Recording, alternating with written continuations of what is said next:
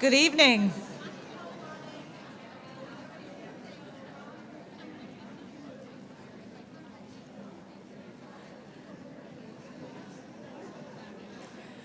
I'd like to start tonight by offering a warm welcome to Greece Olympia. Woohoo! Thank you, Dr. Trawick. Before I get started with my remarks, I also just want to recognize we have some of our Greece Board of Education members here in the audience. And I just want to take a minute just to introduce them and have them stand up. So I know our board president is in the back, Sean McCabe. Can you please stand? Terry Malore, our vice president. James Sowers, board member. Tracy Farmer, board member. And Dr. Sharita Trawick, right up here, board member. My name is Kathy Groutman. I am the proud superintendent of the Greece Central School District. And I'm so happy to have you here tonight and to welcome so many beautiful faces for such an important event. I'd like to first start by recognizing the beginning of Black History Month, an annual celebration of achievements and contributions of African Americans and a time to recognize their central role in U.S. history. While this is set aside as a special month, I hope that we continue to do this throughout the year, not just February. I know that we as a district will be hosting a district-wide celebration on February 27th, where we'll be recognizing our Black scholars, and we'll also be enjoying performances from our own students. This event is open to the public. It will be at GPAC. We will promote, and we're hoping to see many, many faces there as well. I'd also like to start by framing this evening a bit. Back in 2017, we worked with stakeholders to develop a strategic plan for our school district. What emerged from this process is a document. It spells out 5 crucial goals along with key metrics and strategies, very similar to most strategic planning processes. However, in my mind, the most important part of this document and the process was that it forced us to identify our values and what defines us as a district. It became evident with the group and as a district that we were clear. We were clear with 4 words that stuck out that basically say what we are all about. And those words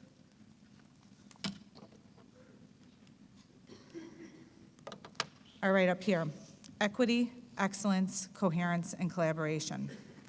In our strategic plan, we specifically say that as a district, we'll remove barriers to ensure all students have access and opportunities that they need to reach their potential.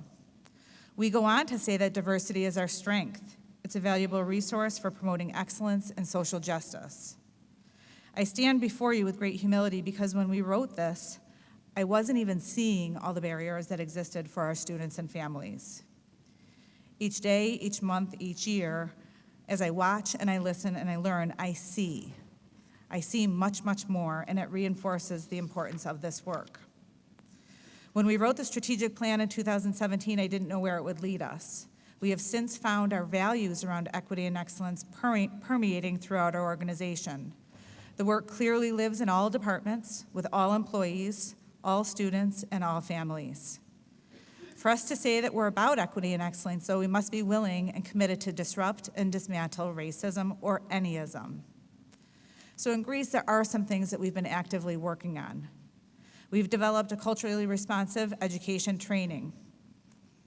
This is a 4-day training designed in collaboration with experts from NYU. It's not a quick workshop. It's not an hour-long course. It deeply explores concepts of identity, culture, power, privilege, microaggressions, stereotype threat. I've had several participants that have shared that this has been life-changing for them and that they'll never see the world the same after attending this workshop. We are committed to training all staff, including our Board of Education, and have also opened this up to educators from around the county. We also are working on revamping and improving our curriculum. And this is not just adding more diverse book selections or adding a lesson or two. It's looking deeply at the narrative and perspective with how curriculum has been written and by whom. It's not just adjusting social studies or history, but looking more at K-12, all subjects, and it is a mammoth task that we are prepared and committed to do. We are committed to finding ways to listen to our students and families and promote voice, to essentially find ways to bring more people to the table. I'm proud to say that we have more student-led groups than ever before, like Mosaics, our Gay Straight Alliances, our newly formed Muslim Student Union. We are intentionally finding more forums to ask questions and to listen so that we really understand the perspective of others and work to meet the needs of all of our students and families. We have acknowledged hiring bias. It exists, and we are aggressively working with our Human Resource Department to examine our hiring practices to make sure that we're recruiting and retaining a workforce that reflects our community. And we are also working to launch a regional equity network this summer that will bring together teams from across Monroe County to help expand and support the work well beyond Greece. I say this just to build awareness around the scope, the depth, and complexity of this work, and to help our larger community see and trust that we are truly committed to this work. There are people in our community and across the country that actively choose to oppress, that actively choose to discriminate, and that actively choose to hate. We have many who choose to ignore or deny, look the other way, or even try to silence others. I stand before you as your superintendent promising you that we will not tolerate discrimination, that we will see and not ignore, we will take ownership, and we will lead. I'm promising you with all my heart and strength that we will work, and I will work to align us as a community to show this town, our county, and state how we can come together to disrupt hate, promote love and inclusion, and make our schools and communities better places. I'm so incredibly proud that we are here tonight, that we are talking and that we are connecting and learning. My father always said nothing bad comes from sitting down and talking about it.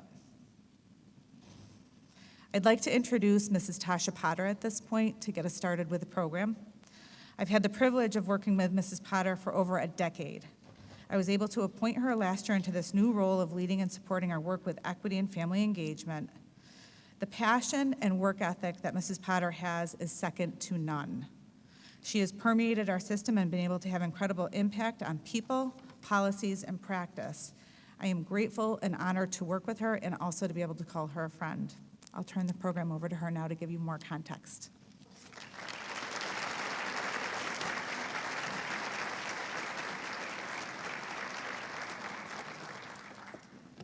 Good evening, everyone. I am just going to share gratitude. I want to thank all of you for joining us tonight, and I also want to thank those that helped to make this evening possible. We began planning over the summer of 2019, and that district planning team included Michelle Barton.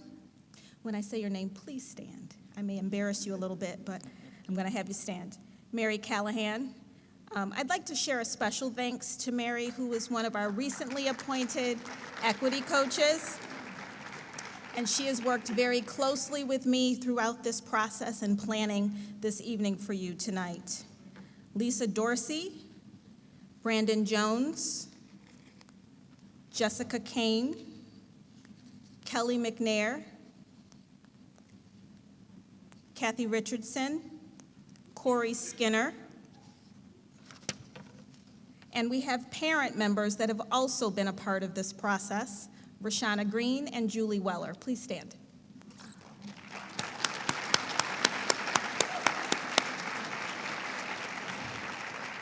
I'd also like to thank Dr. Sean Eversley Bradwell for his willingness to join us on our equity journey as we continue to work to improve each of our school environments for our students. Justin Calitri, who is recording this evening for us tonight, and because of his recording, we will be able to share this with all of our pre-kindergarten through 12th grade schools. All of our staff that are unable to be here tonight will have an opportunity to watch this recording. Joe Sweats for everything related to technology. Thank you, Joe. And Laurel Hayden for all of her work regarding communications, the flyer, the program, the district webpage, all of the media outlets that she was connected to spread the word throughout Monroe County about this evening. Shira May and They're her partners with the Partners in Restorative Initiatives. They will help to facilitate a restorative conversation at the close of this evening. And I want to thank Shira for her partnership and her work with us this year. Principal Mark Fleming and his staff here at Olympia for all of their efforts in helping us get ready for tonight. And last but not least, Superintendent Groutman. Kathy, thank you for your openness and your willingness. When I came to you and we talked about the planning for this evening, you embraced and acknowledged that it was necessary. And I thank you for not shying away from this very difficult work. Thank you.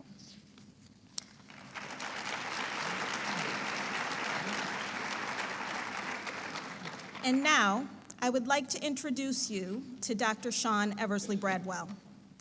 Dr. Bradwell attended Amsterdam High School. He received a Bachelor of Arts in Political Science from the University of Rochester, a Master of Science in Education from Rochester's Margaret Warner Graduate School of Education and Human Development, and a PhD in Policy Analysis and Management from Cornell University. Dr. Bradwell currently serves as an assistant professor in Ithaca College's Department of Education. Prior to this role, Dr. Bradwell taught high school social studies, served as an assistant principal, served as the inaugural director of Ithaca College's Center for Inclusion, Diversity, Equity, and Social Change, and was a faculty member in Center for the Study of Culture, Race, and Ethnicity. Dr. Bradwell is also an active community member. He is serving his 4th term on the Ithaca City School District's Board of Education and serves as the board's vice president. He is a spouse, a parent, a grandparent, and a sneaker collector. Dr. Bradwell is committed to working towards more meaningful learning and teaching. I have had the pleasure of having Dr. Bradwell as a thought partner since September 2019, and I am thankful that he is here tonight to support us in our equity work. Please join me in welcoming Dr. Sean Eversley Bradwell.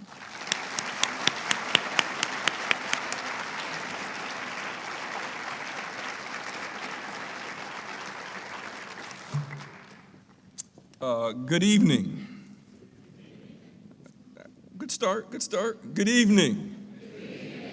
We'll do a little bit of call and response, and most likely I'm going to take this microphone and walk across the stage as well. I try to be as active as possible. Before we begin, let's give Superintendent Groutman another round of applause for her leadership.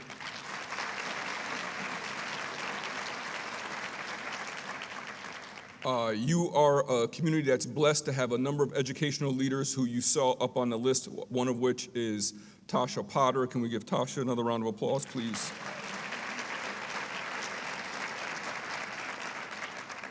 And I thank the school board members for joining us. As an active school board member myself, who rarely sees my family 5 days a week, I appreciate your service. And very much aware of the dedication and the amount of time that it takes to serve as a school board. That's above and beyond my complete and utter admiration for the staff and faculty who are in the room. I'm very much aware of the long hours and oftentimes unrecognized service that our staff and faculty give. I'm humbled to see students in the audience as well. I will tell you now, you may hear a couple of cuss words, not from me, but they may show up on a couple of videos, and I'm hoping that we can create an educational context that makes our engagement with particular language valuable. Before I go on, I feel compelled to say one thing about sort of my educational journey. When I was at Cornell trying to finish my dissertation, Ithaca City School District was ranked in Newsweek magazines as one of the top 100 high schools in the country. I believe that year Ithaca High School was ranked 83rd. That same year, our daughter was set to graduate. And the graduation rate for Black and brown students, for African American and Latinx students, was 51%. And so I had a significant disconnect, how we can be one of the so-called best high schools in the country, and yet my child had a 50-50 chance of graduating. And it reminded me of something that one of my mentors told me at one point in time, which is that our schools are not broken. They're getting the exact results they're designed to get. And that's sort of the approach that I take, is trying to figure out how can we revolutionize some of the work that we do to make sure that it works for all students. How can we affirm all students' identities, regardless of gender, religion, sexuality, race, ability, and a host of identities can proceed. So I want to give a little bit of context about how I approach some of the work that I do, and I am honored, truly honored to be asked here to proceed. I'm also a hip-hop head. I know it may not look like that. Don't let the suit fool you. I grew up in hip-hop.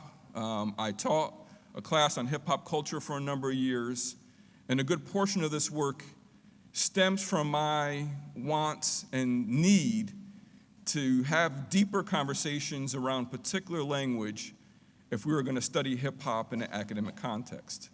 This has then extended to what does it mean to be in high schools, middle schools, as well as a college classroom. So we'll talk about words, the possibility of origins and ownership as well. Do you all mind if I walk around a little bit? I also realize that when I get excited, like I am this evening, I have a propensity to speak fast. I said to the group previously, I was a stutterer to about the age of 9, taking significant forms of speech therapy to work on my language. At one point in time, a speech therapist told me that the reason for my stutter was that my mouth was working faster than my brain. And I tell people all the time, I don't care if it's true, I sound smart, I'm running with it. We're gonna make it happen. But much more importantly, it was my grandmother, my Nana, who really helped me and said, don't worry, baby, you don't speak fast, people listen slow. So if I say something that is jumbled or you are unsure of, we can make this somewhat interactive. Please do not hesitate to ask me to repeat something that I've said. I'm very much used to engaging as much as possible, both from a cultural perspective of call and response, but also in terms of a learning classroom environment to try to proceed. So here's what we're hoping to do. We'll do some introductions. We'll talk about the origins and the etymology, a little bit about an exploration of ownership and usage, time from some Q&A, and then closing. And I'll remind folks there's an opportunity at the end to carry the conversation on in the cafeteria as well, which we'll get to momentarily. I have acknowledged the district leadership. This is a district who we are trying to model ourselves after in many regards. The courageousness in which you are engaging with difficult issues is impressive. And so again, I thank your district leadership and thank you all for being here and for the invitation to speak here this evening. I want to warn folks, I believe that we need to have some sort of disclaimer. In my college classroom, we call it trigger warnings. For the most part, in academic spaces, I do not say the N-word. I'm still uneasy with the amount of additional power it gives the word that we can't even speak it. And so you will hear me say, brace yourselves, I apologize in advance, I will say nigger. I will say nigga. And we'll talk about the differences between those two words. I won't say them often, but they will come out of my mouth. And other clips and audio will also say those. And so I want to make sure that you have the appropriate disclaimer. And you can, as I tell folks all the time, anytime you want to buy me lunch, let me know, I'll be there, right? If you want to discuss this afterwards, I'm happy to have that conversation as well. So the way in which I would like to begin this evening is by having a quick conversation about the importance of names. So if you would be as so kind to humor me for a few minutes, to talk to a neighbor, someone that you are sitting next to or someone that you may or may not know, and just spend a minute telling your neighbor something about your name, where it comes from, the meaning, who you may have been named after. Anything that you wish to share with your neighbor will be great, and I'll call you back together in after a minute. Does that work, folks? So 1 minute, something about your name, go ahead.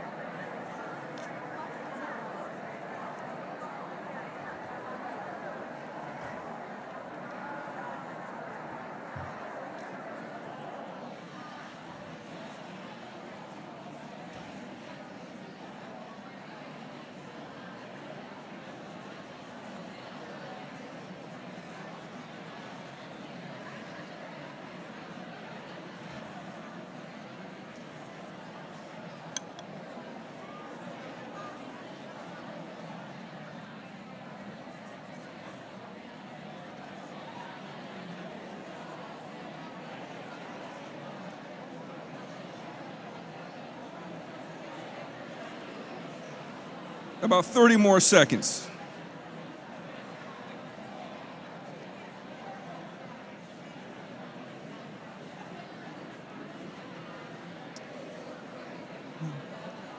My apologies for trying to stop your conversations. My apologies for trying to stop your conversations. And my apologies for trying to stop your conversations.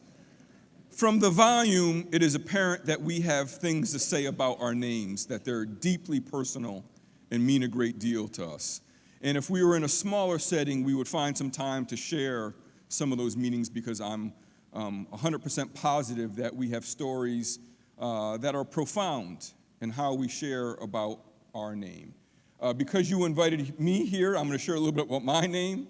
To give you some context. My first name is Sean. My mother named me after Sean Connery. My mother is Irish. Sean Connery is Scottish.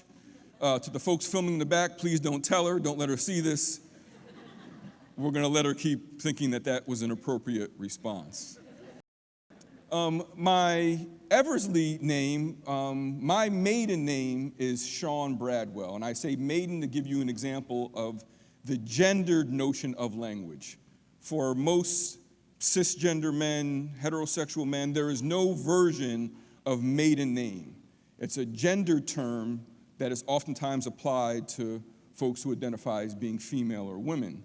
And so my spouse, who happens to be in the back, thank you for joining me, Miss Nicole. Nicole Eversley was her maiden name.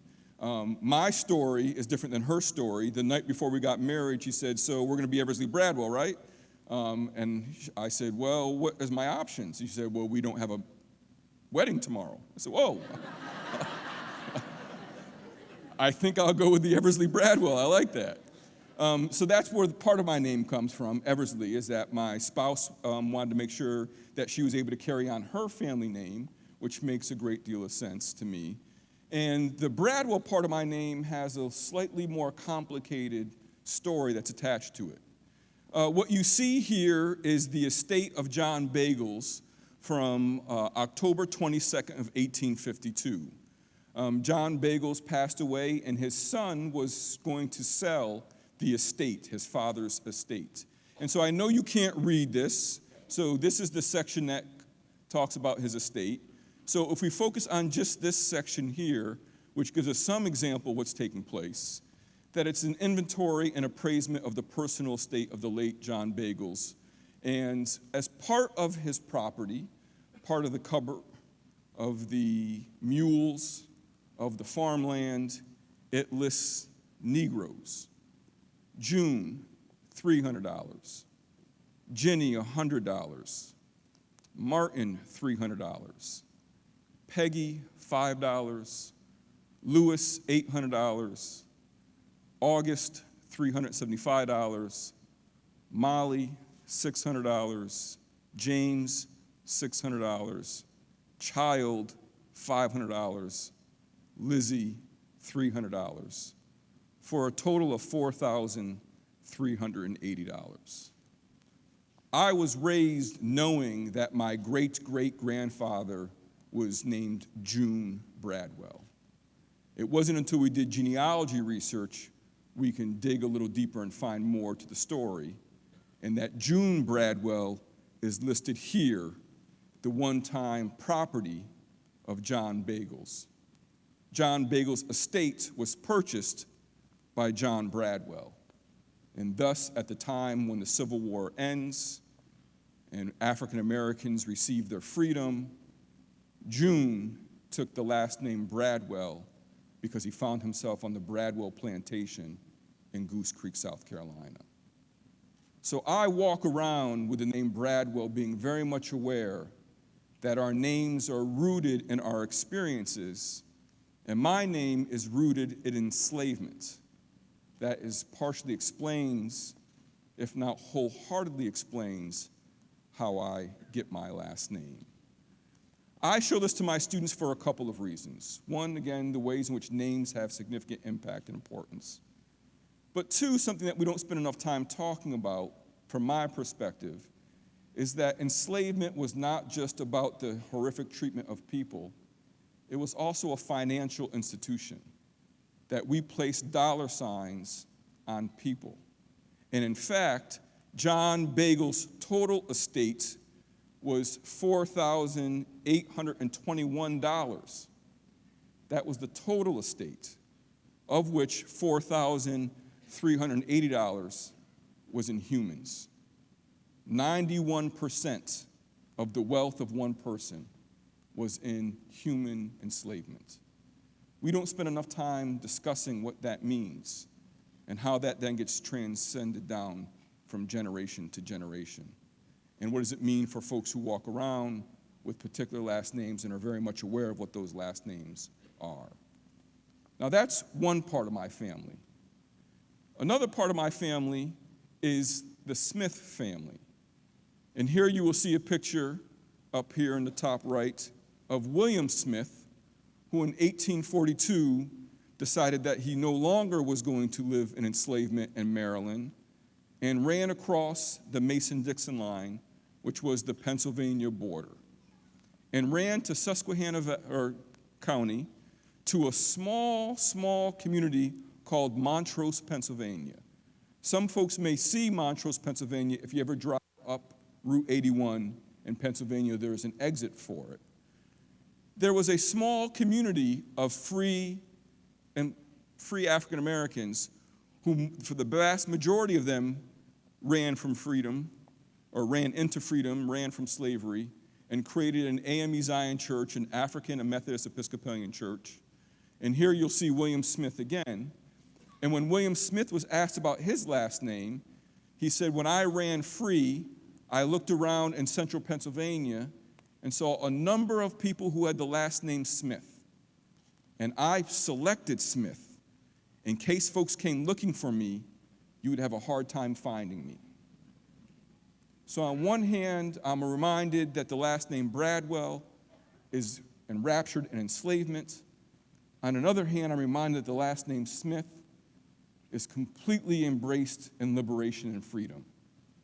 And so I use both of those names to fill my day and to help me think much more about, again, the power of language. Why is language so important to us? It does more than just confer ideas back and forth. So, one of the talking points that I use in my students on a regular basis is the words we use will dictate how we think, and how we think will dictate how we act. What we call things matter. What we call each other matters.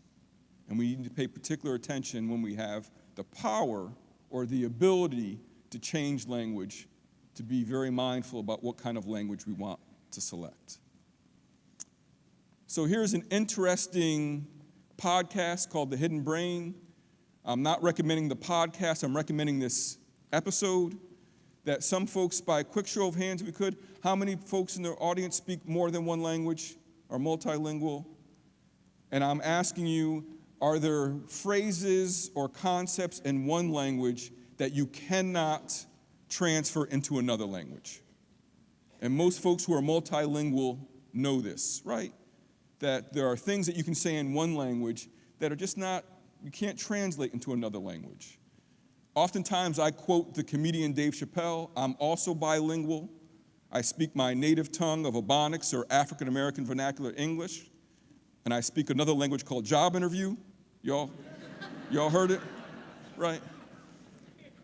So I like to pay a good deal of attention to the role of language in various ways.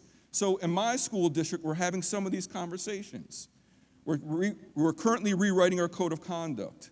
Well, if we call something discipline, a discipline code, or a restorative justice code, it forces us to think about doing things in different ways. Simple language shift opens up new possibilities or ideas. Or if we call it the achievement gap, it begs the question, whose achievement? If we call it an education gap, we take the onus off of students and maybe we put it onto a structure. When I was growing up, and I'm sure some of my contemporaries in the audience, it was oftentimes the key words were either using minority or multicultural. We are now moving from inclusion to equity. Again, it makes us think about doing different kinds of policies, different practices, different programs. And in our district, we're also spending a good deal of time focused much less on student behavior and focused much more on student engagement, right? If I'm less worried about how students behave and much more worried about how I engage students, again, it changes what takes place inside and outside of classrooms. So those are just some examples about how we use language in a different way. What I'm here to talk to you tonight about is the word, the etymology, the origin of the word nigger. It's got significant amounts of scholarship. Folks have written about it. There's been documentaries about it. There's been books about it. It's one of those words in the English language that one author said, it may be the most blood-soaked word in the English vocabulary. I'll be happy to give out a reading list for anyone who wants one. I believe I sent it to Tasha. She can send it your way as well. And I know that the Greece School District is already creating their own resource list as well. So please feel free to reach out. When I'm looking for etymology for the origin of words, the first place I go, like many people, is Google. All right? And then after Google, I go to the Etymology Online Dictionary, which says that the origin of nigger is at least 1786, and possibly earlier as neger, neher, or nagar, depending on which way people pronounce it. And it has French and Spanish origins close to the word of Negro. It's a term that carries with it some contempt and rejection in which some folks have inflicted upon black folks. That's what the online dictionary says. When I was growing up, there weren't many books in my household. We probably had 2 or 3 books. One was the Bible. My family was religious, and so we had the Bible. And before I went away to college, this was a book my parents bought me as well. If you can't see it, this is a dictionary, right? This is Webster's dictionary. And I remind my students that we think dictionaries are about facts, but Noah Webster was highly political. He purposely created an English version and a United States version of English that was separate from England English, right? I believe the quote that I oftentimes use that Noah Webster said, let's begin with the infant in his crib, gendered language. Let's begin with the infant in his crib and let the first words he lisp be Washington. In other words, the idea was how can we use language to create patriotism? How can we use language to create a new form of identity in some regards? And so I've read that dictionary. That's what I do for fun for young people in the audience. And this is what this dictionary says, that it's an offensive term of contempt, negro again, or also neger, right? That's part of the idea behind it. So if we try to study the origin and the etymology of the word nigger, we come up with 3 different origin stories. One is probably much more factual than the other 2, but I think all three are worth exploring because they help give some insight to what the word means to us and how we've used it in different ways. These three are oftentimes referred to as the same. The original reference to black folks in the United States, 1619, we just celebrated, that's the wrong way of saying it, let me apologize. We just commemorated the 400th anniversary of black American arrival on the new continent. There are a number of Afrocentric scholars who also challenge that say there's a good, interesting book called They Came Before Columbus, that we believe that there may have been global trade for millennia, not just centuries, for thousands of years. Again, that's something to be debated, and I say that with great humility and reverence to the indigenous folks who were here prior to European and/or African people's arrival. But John Rolfe, the young person middle-aged person who married Pocahontas, wrote in a letter in 1619 that the year prior, they met up with someone who sold them 20-odd negers. That's the language that was used in the letter that was written. If you take a look at the actual sentence, it gives you some indication of the offensive nature in which we're already beginning to speak about black people. He brought not anything but 20-odd negers. So similar to nothing, right? He brought not anything but 20-odd negers. This is the first recorded reference we have of African-descended people being in the Jamestown colony. Similar, it's followed up by John Smith, who in his book published in 1624 was using a diary reference from 1620, which said, about the last of August came a Dutch man of war that sold us 20 negers. So one of the etymology stories is that the word nigger is a corruption of neger, that it's filled with the contempt, but it became corrupted as we were making references to people of African descent in the United States. That's one.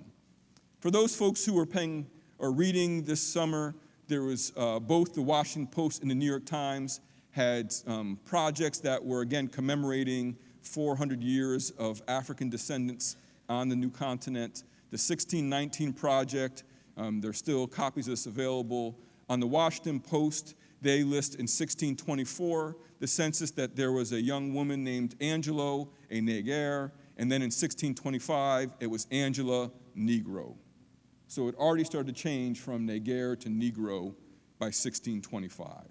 And so that's the other way in which we think about the origin of this word. So if we take a look, that's the most commonly accepted reference from most etymologists, from most folks who study lexicon. They believe that neger, negar is the reason why we get this corruption of nigger. That's the first one. Are you all still with me? The second etymology origin is the idea of using Niger, and that Niger is the region in which not necessarily the vast majority of African-descended people came to the continent, but they came through the Niger region. So if we take a look here, I'll play something in just a second. This is, I have this fancy pointer, let's see if it works. This is the region by which we're talking about here, right? Folks came from Angola, folks came from Chad, folks came from Cote d'Ivoire, folks came from Ghana. If anyone has had the opportunity to visit any of we call them slave castles, I'm not sure why we use that term, but the fortresses that you will find on the Atlantic coast, it's pretty significant. And so if you'll bear with me, I want to play this video.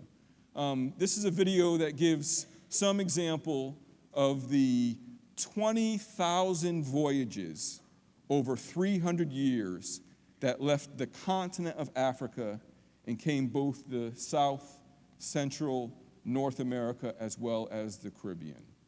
I've asked my spouse, Nicole, to help me in the back, who's going to help make this happen. So we're going to let this play. Before we do that, I want to say to the young folks in the audience as well, I know that I was raised thinking that I could never find any genealogy about my family, that the myth was told to me that black folks don't have a history, therefore I cannot find who my great-grandfather could have been or who my great-great-uncle could have been. It is difficult, without question, but impossible is a fallacy. It's a lie. We can find more than we think we can find. Part of the issue is we don't go looking. Now, would I make mention of that because we will see on these 20,000 voyages that we kept pretty significant records, pretty detailed accounts of who was on those ships, how many people, oftentimes names, ship manifests. So again, it makes it difficult, but it's not necessarily impossible. The other reason why I show this video is because I think oftentimes we do not take time to give consideration about what the voyage was to have well over 4 million folks reach the United States, to say nothing about the 12 to 15 million folks who reached South America, or the another 12 to 15 million folks who reached the Caribbean, right? And so this will give you a visual representation. About halfway through, I'll stop it just to give some example of what this document does, and then we'll let the rest play through if that works. So Nicole, if you're ready for me, we can try to make it happen.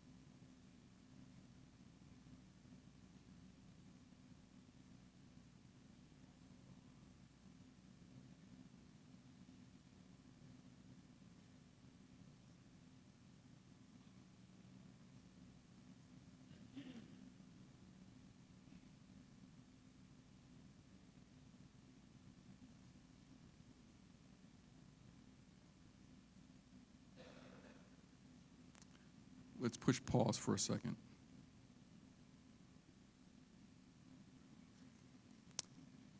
If you click on any one of these, depending on the quality of data, you can see, for example, the Jagger shift, which was someone from the Netherlands. The ship left present-day Democratic Republic of Congo with 428 enslaved people and arrived in the Dutch Caribbean with 350 people.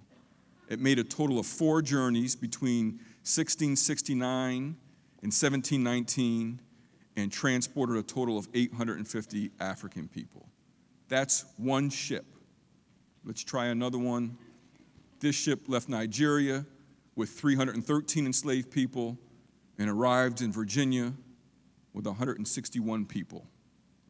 Let's do one more. You may not be able to see this one, but it left with 465 folks and arrived with 403 folks. There are 20,000 journeys recorded that give you information similar to that. It also explains why people make the argument that roughly anywhere between 20 million and 100 million people perished on the journey. It says nothing about who arrived. And so again, one of the arguments is that because the majority of people came through the Niger region, that we referred to people as being Nigers or Nigerians, whether they were from Nigeria or not. And it gives an indication of the vast forms of atrocity that says nothing what happened when we had violence that got on U.S. soil. So I'm going to let it play out to 1860. Bear in mind that the United States did not outlaw slavery until 1865. Brazil did not outlaw slavery until 1888. And it's not uncommon for folks, depending on those of us in our age, to have known folks who knew folks who experienced enslavement. So for the young people in the room, it is not as long ago as we think it was. Please let it play.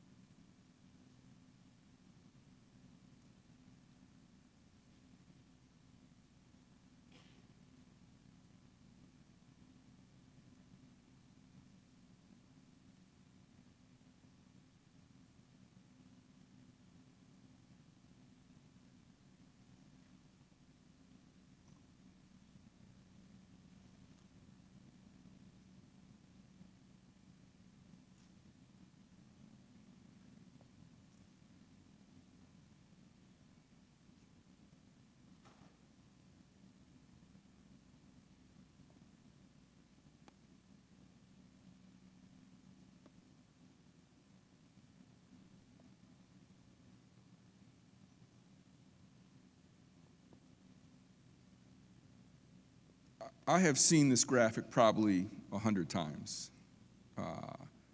And every time I see it, I'm still left speechless with the magnitude of what is presented before me.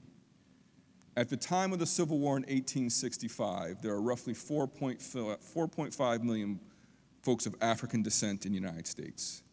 4 million were enslaved, 500,000 were considered to be free, but one wonders what freedom meant during a time of racial terror. The vast majority of people of African descent didn't come to North America. The vast majority of people of African descent went to South America, Brazil in particular. Brazil has the largest population of black folks outside the continent of Africa. In my studies as a historian, one of the things that we would read is that another large section of folks went to the Caribbean, to Jamaica, Haiti, Barbados. And the language that used to be used was that's where folks were seasoned. That's where folks were turned into enslaved people. So I used to ask my students, where did slaves come from? And they're like, what do you mean? I said, well, in the United States, where did the slaves come from? And students will oftentimes say to me, Africa. And I'd say, well, what would you say if I said not a single slave came from Africa? I'm like, what do you mean? I said, not a single slave came from Africa. People came from Africa. Mothers, fathers, sisters, farmers, iron workers. People came from the continent of Africa and were turned into enslaved folks once they received or were received on this land. I say that because it helps us explain why we needed a word to try to distance ourselves from the inhumanity of enslavement. Most racial slurs, most slurs about every identity, are a gross attempt to dehumanize people, The goal, the purpose is to remove the humanity from the people we're discussing. You can't watch that take place, and that's just a graphic representation. It says nothing about what happened up close and personal. You can't be in spaces where people are traumatized through violence and not try to find a way to do some mental gymnastics that help us explain or remove ourselves from the situation. And that's the origin of the word nigger, an attempt to dehumanize, to remove ourselves from those folks who seem to be subhuman. And so whether it comes from this idea of the original notion of neger or Niger, or whether it comes from Niger, that's partly what we find ourselves, is trying to find ways in which to remove ourselves from the people that we're referring to. So I struggle with the word. I understand its horrificness. I understand its weight, right? It's a term that carries weight because it carries all of our history with it, and most folks know that. The last etymology theory is that some folks saw people in North Africa doing things that they were unfamiliar with.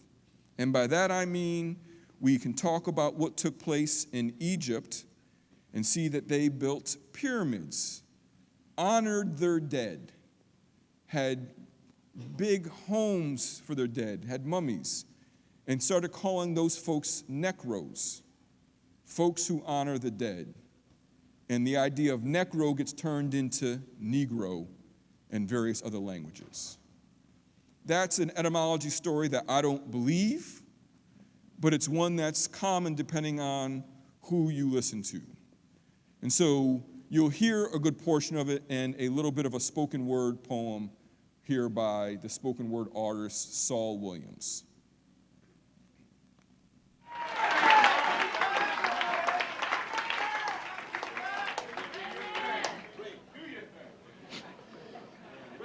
If I could find the spot where truth echoes, I would stand there and whisper memories of my children's future. I would let their future dwell in my past so that I might live a brighter now. Now is the essence of my domain, and it contains all that was and will be. And I am as I was and will be, because I am and always will be that nigger. I am that nigger. I am that nigger. I am that timeless nigger that swings on pendulums like vines through minds of booby-trapped minds that are enslaved by time. I am the life that supersedes lifetimes, I am. It was me with serpentine hair and a timeless stare that with a mortal glare turned mortal fear into stone time capsules. They still exist as the walking dead, as I do, the original sufferhead, symbol of life and matriarchy, severed head, Medusa. I am that nigger. I am that nigger. I am that nigger. I am a Negro, yes, Negro. Negro from necro, meaning death. I overcame it, so they named me after it. And That's the part I want you to hear. I overcame death, so they named me after it, right? That's, again, a common etymology theory depending on what circle one runs in. This book by Joyce Moore Turner and Richard B. Moore is a very common book in Black studies. Talk about the name Negro, its origin and evil use. It also reifies this idea that the word Negro comes from the word necro, about sort of being named after death. And so any way you take a look at it, if it's about notions of death, about notions of violence, or notions of inhumanity, the origin of the word nigger is deeply, deeply, deeply problematic. There's a reason why when folks hear it, it shakes us to our core. Intent doesn't matter nearly as much as the impact and the way in which it lands. So here you can see in the United States the most common form of entertainment just before the end of the Civil War were minstrel shows, right? So the way in which we go to movies now, my apologies, the way in which we binge watch on Netflix now would be much the same way in which folks would go to minstrel shows and they would travel from community to community. And almost every single minstrel show used the word nigger. Again, it was an attempt to create caricatures, folks who were detached from humanity. And so you can see any number of the posters that would be around. And if we didn't use it for our minstrel shows, which again was the most common form of entertainment from say 1830 to about 1860, we would find other ways in which to use the word. Some folks may be familiar with Agatha Christie's book, which was renamed. The book was renamed until "And Then There Was None." Or the fact that we had a nursery rhyme that now people have changed completely, thankfully, but the origin was 10 little niggers, then it went from 10 little Indians, and now hopefully we don't use the nursery rhyme at all. But if you were actually to read this, you again get a sense of the detachment from humanity, the violence that's inflicted upon folks, and somehow we are saying this to children. This was a nursery rhyme that we'd say to folks in their crib. It's a way in which to indoctrinate folks from a very, very early age. When we weren't using nursery rhymes, we were selling things with gross caricatures. Again, removing some of the humanity from it as well. So, my argument is there is no way for us to have a conversation about this word without recognizing the inhumanity. It's an attempt to dehumanize. And again, we do it with a whole host of words. This is not the only word. We do it with a host of identities that we try to make folks not human. And in doing so, making folks not human, it makes it easier to exact forms of violence upon them. In the United States in particular, we have a history, we have centuries, unfortunately, of history of exacting violence upon black and brown bodies.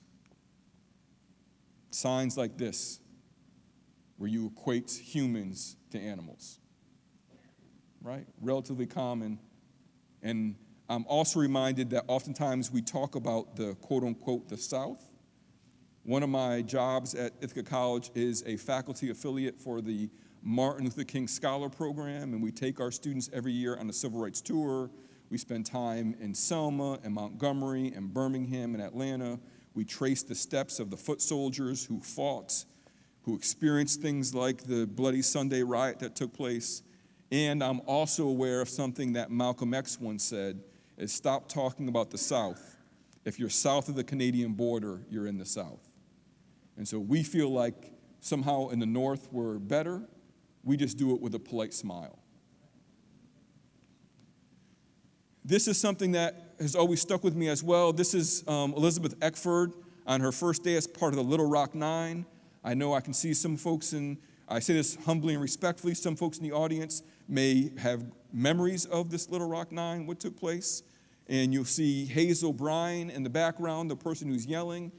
Elizabeth Eckford said that the only thing she remembers walking into school on that first day is being called the N-word. That was seared in her memory. Not any of the other things that people were saying to her. All she remembers is being called the N-word.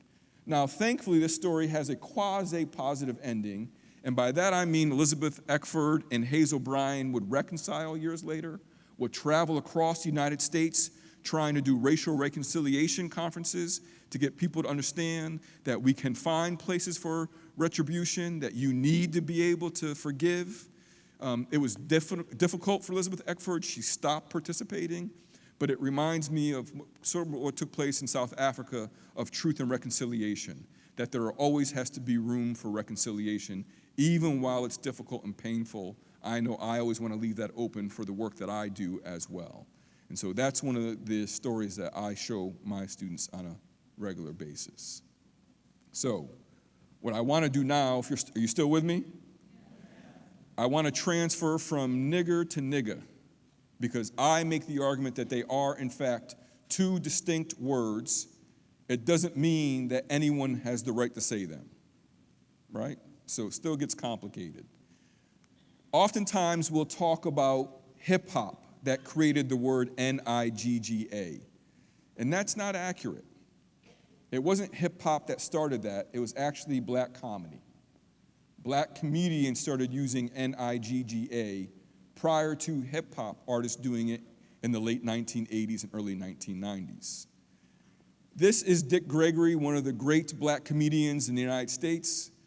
He wrote an autobiography and he named it Nigger, and someone said, why would you do that? Why would you write an autobiography and name it Nigger?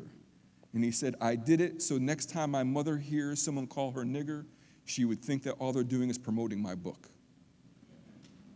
Right? How do you sort of be inventive with words as well? Richard Pryor had an album called That Nigga's Crazy. And he started going from Nigger to Nigga throughout his comedy. And you can find that this word was popular on nationally televised or national television. It wasn't just things that were said around water coolers or in someone's backyard. It was part of prime time television.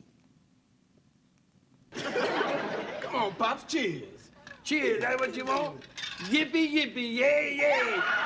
Look who got out of jail today. Come on, Pop. You want some more? Do you? All right, bim, bam, boom. Somebody get this nigga out of my room. Hey, man, come on.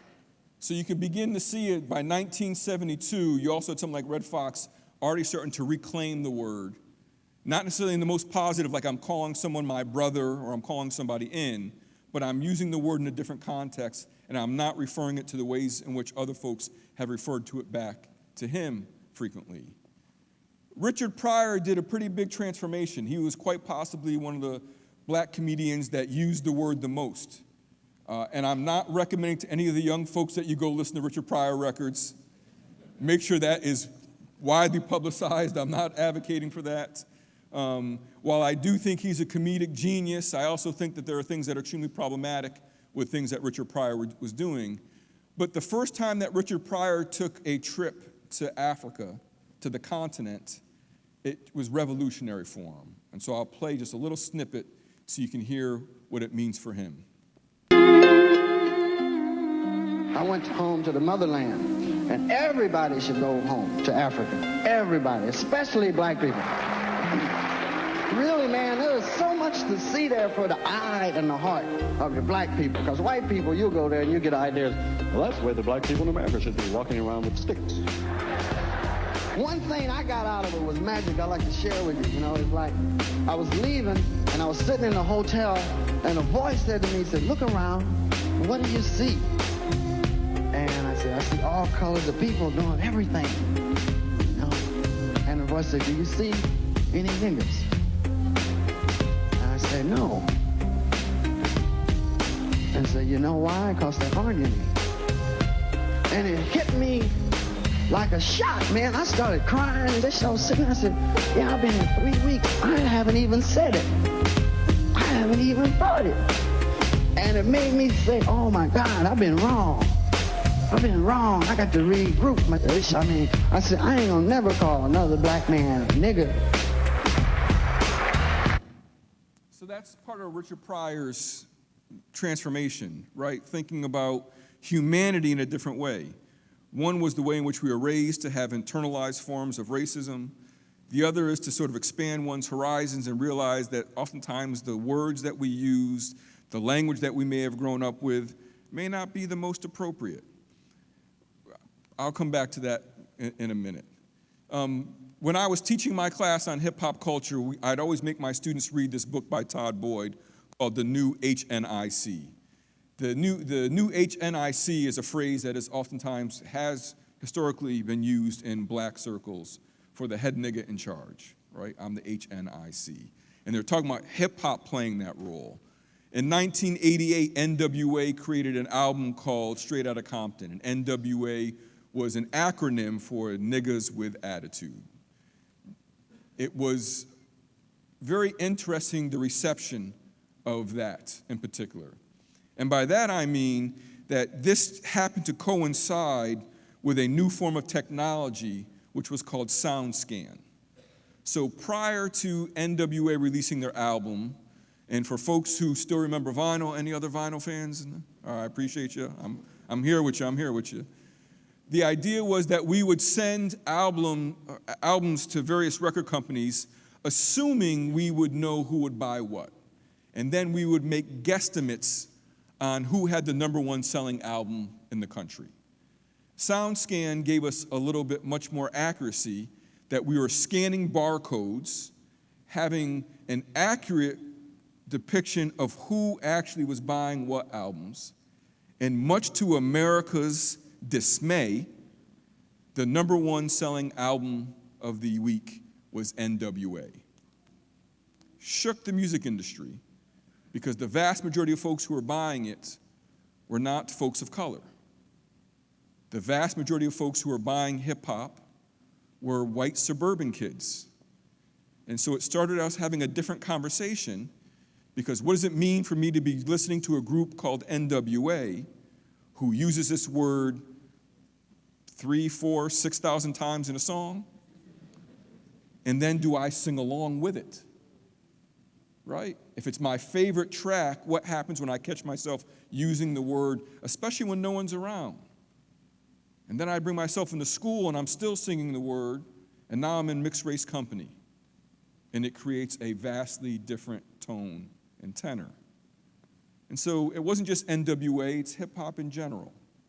Hip hop changed the ways in which language happened. Now, if you talk to most hip hop folks, they will tell you, as we'll hear for a minute from Tupac Shakur, that I am not saying Nigger. I'm saying Nigga. And in fact, Tupac said that for him, nigga, Nigga, was an acronym meaning never ignorant, getting goals accomplished. Not sure that I'm sold on that idea or have been sold on that idea, but I understand it was an attempt for various communities to reclaim a word that was used to hurt and to maim, and say, I now control this word. And again, we have a number of communities who have done that. The most common and the most recent example for me and my friends and colleagues is my LGBTQ friends who have reclaimed the word queer. I'm going to define what this word means. You are not going to define it as a pejorative, as a negative, as an insult to me. I'm going to define what it is. And that's what we find what hip-hop was trying to do. So just tell me how you've been feeling with all the stuff that's been going on the last couple of weeks. Good, relieved, happy to be home. It's a trip when you know that last week you were in jail and I was in this little cell and it was real dirty and I didn't have any hot water and dudes were telling me when to shower and when to eat and all of that. And then the next week I'm up in Monty's with champagne and filet mignon and lobster and shrimps. Did you ever feel like your life was threatened in jail? By the guards, not by the inmates. They just did everything they could do to try to break me because I used to talk a lot of, coming out of jail. No, not you. I know. It's hard to believe, Tabitha, but you just got to picture it. But, they would say things, because they would call you, jail was the first place and I can go, and they just went, well, as soon as I got there, they went, there he goes. And he goes, who? And he goes, there's the rich nigger. I was like, oh, he said nigger. He said nigger. And everybody was looking at me like, so? And I was like, oh, my God, this is where I'm going to be staying? He just said nigger. Well, you got niggas in one of your records. Niggas. He's different. talking about niggers. Niggers was the ones on the rope hanging out the thing. Niggas is the ones with gold ropes hanging out at clubs. Well, maybe not everyone's aware of the differentiation. They don't have to be. Everyone, if you're not a nigger and you don't use that word, you don't have to understand. Word. It's just not one of those things. So that was Tupac in 1995, right after he was released from prison, about a year and a half before he was unfortunately murdered and no longer with us. But that idea he was trying to capture, that there is a split in the usage of the language. There's a split in the usage of the word. This is from last year. John McWhorter is a linguist, and he's making the argument that there are, in fact, 2 N-words. That language has shifted so much that we cannot consider them to be the same word. They don't land the same way. They don't mean the same thing. It doesn't mean that either word can't get people in trouble, but it doesn't mean that they are still the same word. And so this is what John McWhorter says, and other folks as well. I'm going to wrap up to make sure we have time for some conversation, but I'm going to leave you with 2 different things. One is a video of Ta-Nehisi Coates trying to describe what does it mean to have this word N-I-G-G-A. I know some folks in the audience have seen this multiple times, but I think that Ta-Nehisi Coates can explain it much better than I can. In particular, talking about the ways in which some young folks find themselves quoting hip-hop lyrics and hip-hop tracks and the conflict that can arise when that happens. Last week, Northwestern had this concert with Lil Uzi Vert. He uses the N-word profusely, like a ton, and there was an email sent out to students who went to this concert saying, you don't have a right to use this word, which I 100% agree with. Like, as a white person, I don't have any right. I haven't, until reparations are paid, until there's some sort of giving back, there's no right. But what do you say to, I don't know what to do when I hear my friends using this word in a song. I don't know what to do when it's all the time. Words don't have meaning without context, okay? My wife refers to me as honey. That's accepted and okay between us. If we were walking down the street together and a strange woman referred to me as honey, that wouldn't be acceptable. The understanding is I have some sort of relationship with my wife. Hopefully I have no relationship with this strange woman. When I was young and I used to go see my family in Philadelphia where my dad was from, they would all call him Billy. His name is William Paul Coates. No one in Baltimore called him Billy, and had I referred to my father as Billy, that probably would have been a problem. That's because the relationship between myself and my dad is not the same as the relationship between my dad and his mother and his sisters who he grew up with, right? We understand that. It's the same thing with words within the African American community, or within any community. My wife, with her girlfriend, will use the word bitch. I do not join in. I don't, say, hey, I don't do that. I don't do that. And perhaps more importantly, I don't have a desire to do it. You understand?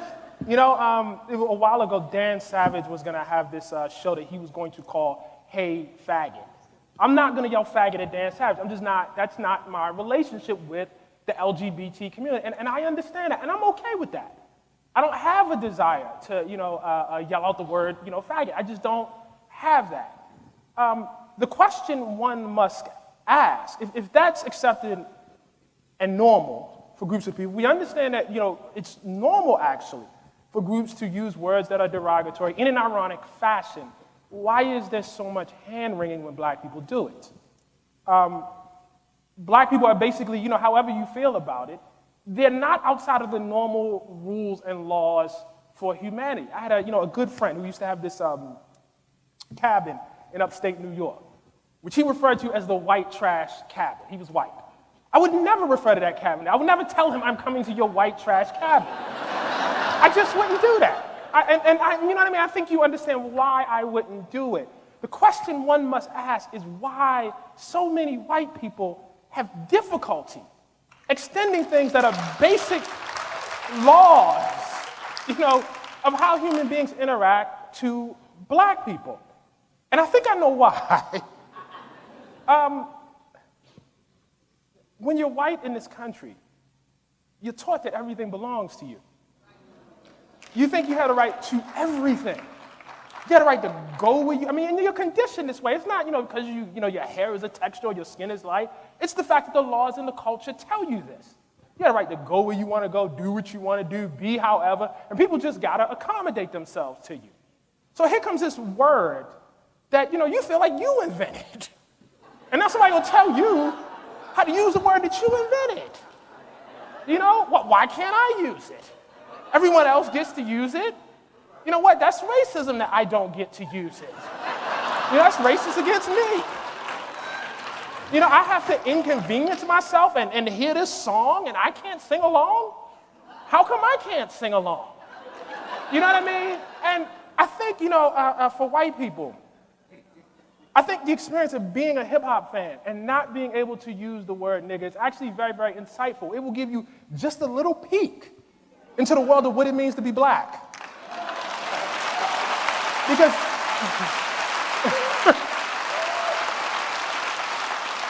because to be black is to walk through the world and watch people doing things that you cannot do, that you can't join in and do, you know? And so I think there's actually a lot to be learned from refraining.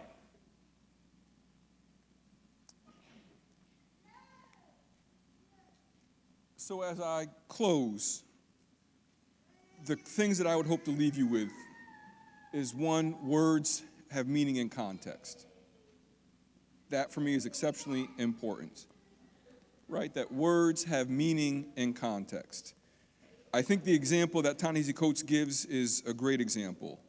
When I'm with my family, my uncles and my relatives call my father Larry, and I could never fix my mouth to say, "Hey, Larry, how you doing?" Right? I think you all understand what I'm talking about, that it's contextual, that we will say things in some spaces that we won't say in other spaces. That seems to be something that we sort of know. Second, we don't hear the same things. We can say the exact same word, but it doesn't mean that we hear it the exact same way back to us. And that, I think, we know in different situations as well. To the young folks in the room, I am quite sure that when you are just with your friends, that you speak in a certain way that you would never speak around a grown folk, right? And we sort of understand that, and we appreciate that, right? But that seems to be like we understand what that is, and so that words have context, we don't hear the same thing, and it's also a reminder for about time, place, and manner. My spouse gave me a great lesson at one point in time, in particular when we were having disagreements and what we were going to say to each other during the middle of these disagreements. And she said we should ask each other 3 questions. And those 3 questions are you in the right place? Am I in the right place? Are we in the right place? And that was very instructful for me, because sometimes we may be ready to have that conversation, but it probably shouldn't be in public, right? Being mindful of where we are, being mindful of our mental space, of whether or not this is a time to engage that. And so for all of us, time, place, and the manner in which we say things are important. The last 2, I think, are most instructful for schools. Schools are responsible for the physical, emotional, and social well-being of students. That means despite the fact that we live in the United States in which we, in theory, have freedom of speech, and I say that because there are many ways in which we already curtail speech, famous being, you are not allowed to yell fire in a gathering like this, right? You don't have that freedom of speech in that regard. So we know that we have limitations. If there was a fire, please do so, right? But you just couldn't do it just to do it. So we know that we have times when we curtail speech, when we expect people to curtail speech. Schools have that right to make sure they are protecting the physical, social, and emotional well-being of their students and the folks who are in their building. They have the absolute right, and dare I say the authority, to curtail speech. That is essential. And then what I try to do, and I don't do it well, and I keep learning, and hopefully I'm growing when I do this, and this is my students who are telling me this, but the idea being of calling people in and not calling people out. Someone says something that I don't find to be appropriate, I could easily get mad and say, hey, yell, scream, that's inappropriate, or I can try to ask a question, see if we can grow together. It's probably not appropriate. How can we find some other language that may be useful? What were you really trying to say? Now, I say all this, embarrassingly so. If you look through my text messages, you will find that word in my text messages. Between me and my college roommates, I cannot tell you it's not a word that we don't use. And when I also say to folks that I can say things about my family that you can never say about my family. And I think you all know what I'm talking about, right? Oftentimes it's in jest, it's joking, we're playing around. But I'll say things to my brother, he'll say things back to me, but let someone outside the two of us engage in that same conversation, and it's a much different response. And so I'm trying to figure out what is the best appropriate way to participate.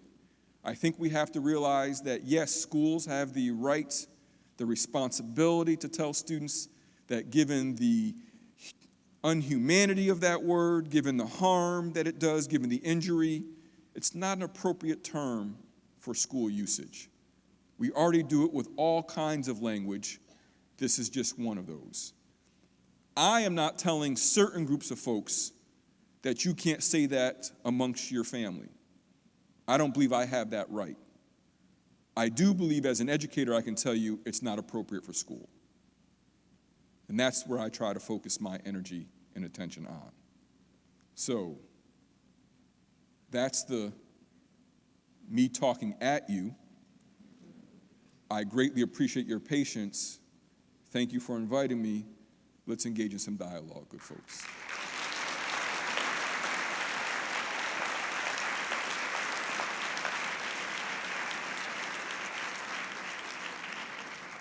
And Tasha, I apologize. The best way for us to have this conversation is? Or if you want to shout out, I can try to hear you, and if it's appropriate, repeat your question so the audience can hear as well. Good evening. Good evening. Hi, my name is Jasmine. I have a question, and I would like to hear your answer on it. So, in a space as school, in school or the workplace, not just school, not limited to just school, but when people are damaged from those words, what would be your suggestion on healing the person that has been wounded? Because it's easy to give an apology, but I think a lot of the time, healing that person that's been wounded is left out.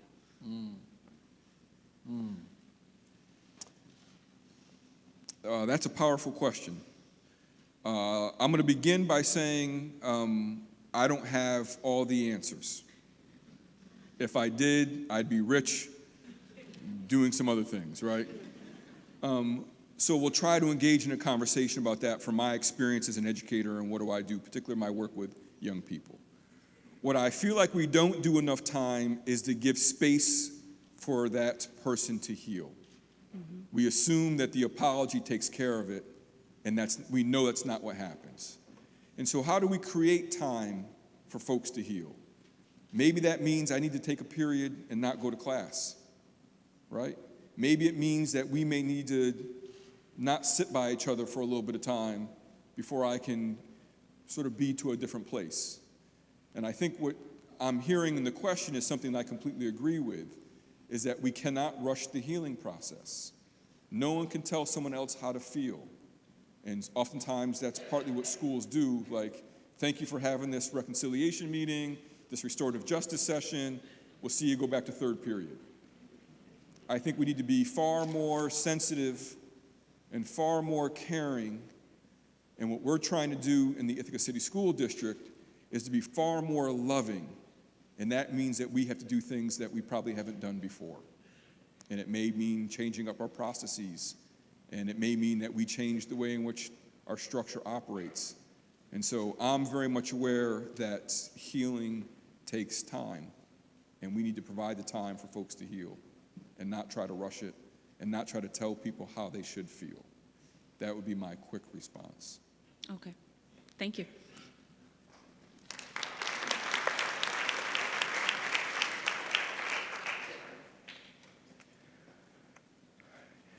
So let's say I were an English teacher, and the only thing I hold in greater reverence than a book is nothing, save my God. And in that book, let's say it's To Kill a Mockingbird. And the N-word. As a random example. As a random example. And the N-word is used. Under what circumstances, in your opinion, or is it ever appropriate to perpetrate harm upon students by using that word out loud?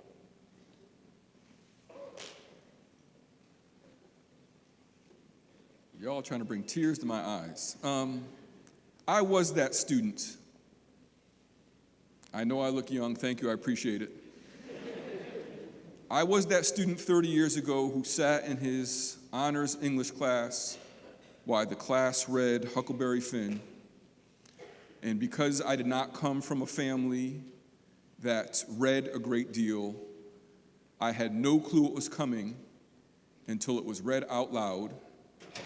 And being one of 3 black students in the class, and as fate would have it, our names were in direct order, so we sat one behind the other and watched the entire class turn and look.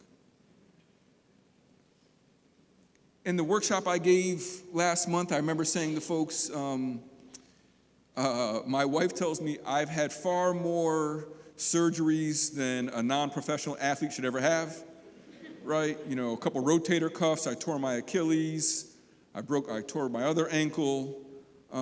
I remember very little about those experiences. That story of reading Huck Finn, I can tell you what I was wearing.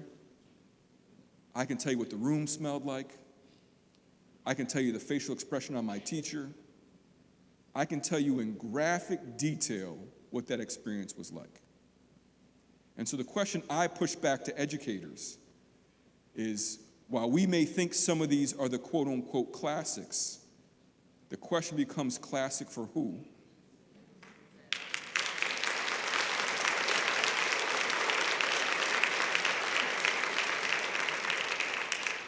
And I am very much aware that we have some phenomenal writers that it may mean that we have to expand our canon to affirm identities and not run the risk of causing injury to young people. Now, I don't believe in censorship, right? So do I think there's a possibility of engaging in that kind of work, in that text in particular or other texts? I think there is possibility, but it takes significant amount of work. And if you've done none of the setup to get there, then my suggestion would be that you take it out of your curriculum, find something to replace it, and then work your way up to make a decision later on if that's something that could be used again. Students will let us know.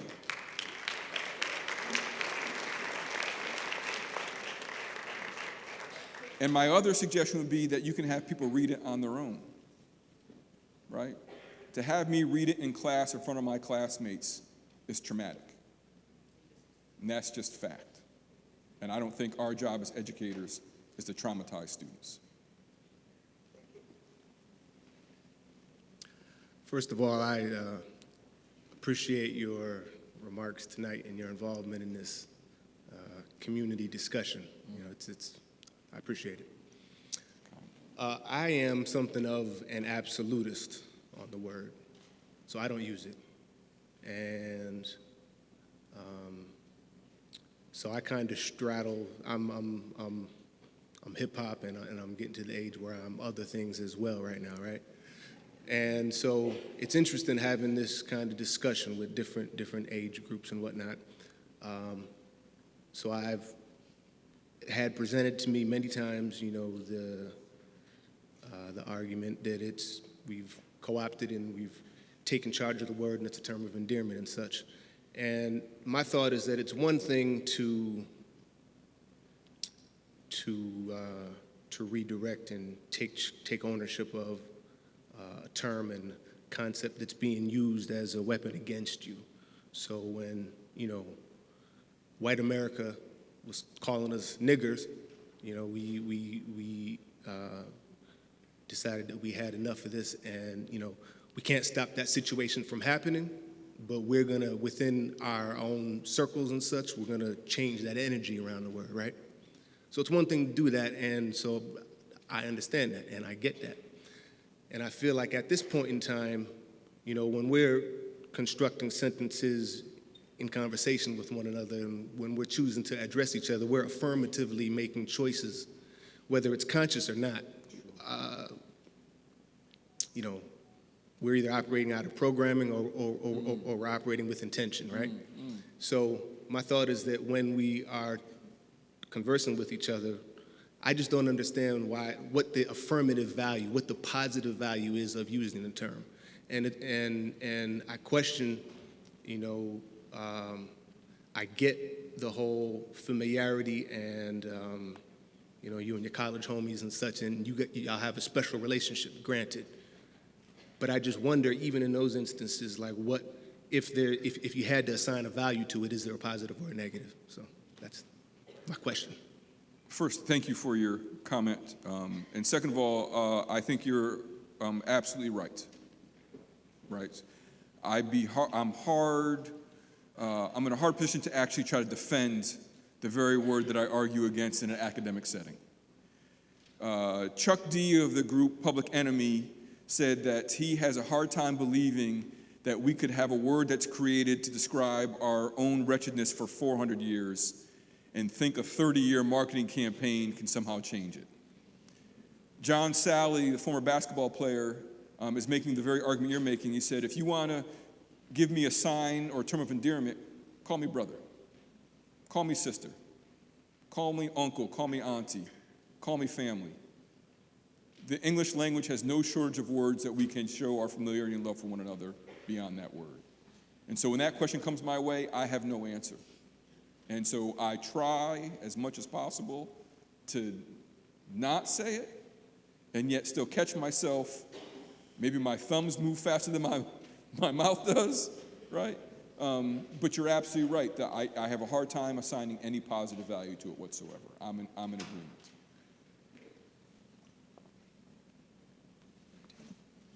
Okay, and I think I'm going to piggyback on that comment. I wanted to kind of clarify what you said when you were wrapping up your presentation about the N-word not being appropriate for school. Yeah. I am a school social worker in an urban school district, Rochester City School District. I'm African American. If I'm with my students and they feel comfortable and they calling each other niggas and they flowing and they going with it, I don't feel it's my place to not allow them to use that urban vernacular. Now, I have them not do it when there are people that aren't in the group, or we say mixed company, because I think that's inappropriate.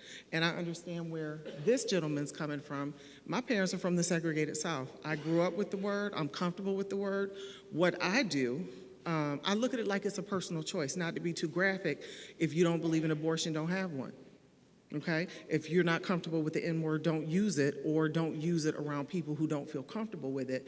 But I get real uncomfortable when I feel like people are telling me what I can be okay with and what I can use or not use.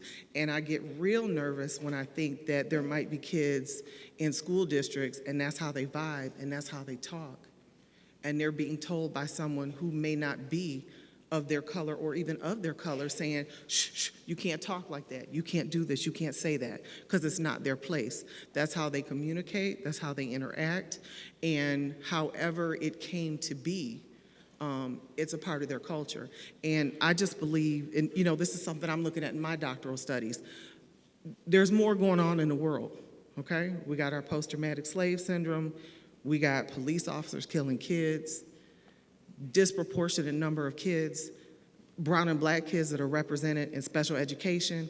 We're not even going to talk about jobs, employment, and things like that. So I get it about the word, but if we're going to do something about the word, let's do something about all this other stuff that's going on. Thank you. I appreciate it. Don't leave yet, Fuken. You're wearing my favorite t-shirt of all time, so folks can't see it. It says, "We Out" by Harriet Tubman. Black History Month. So I have that t-shirt, that's why I want to say it. $10 on Etsy. Yep, let's make it happen. And before I get to the response, because I think this is where it gets complicated. I get excited about this topic. We should, rightfully so, right? Because we're talking about our babies. Absolutely. Right? So Harriet Tubman, when she ran for freedom, chose her freedom name, right? Was not born Harriet Tubman. When she was free, and if you have not seen the film Harriet, it's a must-see. Okay. One, to support the black film director, women film director as well, but the idea of how does one select their name, their freedom name, so I think that's important to say. Okay. The part that you're advocating for is the part that I struggle with as well, right? The question, what I do feel it's appropriate to say to students is to be mindful of the space that we're in, Okay. right? I receive And that. if we're gonna have this conversation in class, or in hallways or in school, it does open up the possibility that someone that you may not want to say it to you may say it to you. Now, we may think that those rules are clear, but I think this is a generation where those rules are not as clear as they were when we were growing up. Okay, and that's what I teach my students. This is what I was taught. If you don't have one drop, if you're not in the group, you can't use the word. But I know everybody has different beliefs and understandings. Thank you. I think it adds to the complexity to the conversation, absolutely.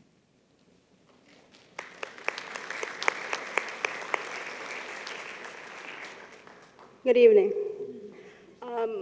I could not convince either of my children who go to Greece Central Schools to come tonight. I moved here 9 years ago because I didn't want my kids to go to a city school. I don't believe that they couldn't get an education anywhere because they're just that smart.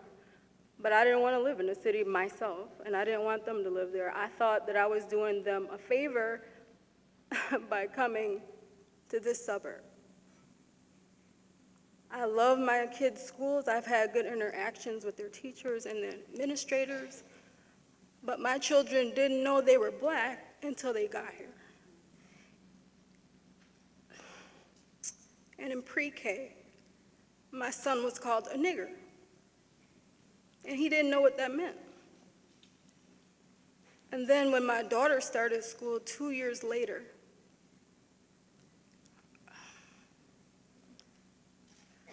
she was told she was ugly because she was Black. And that's against everything I know and was taught and taught them. And I'm just saying that because I don't know if you're speaking for this school district, if school is supposed to be a place where they're supposed to feel safe, every time I brought up a situation like that to a teacher or had a discussion about what happened after that word was said to my child, another adult was telling my children, oh, that child didn't mean what he said.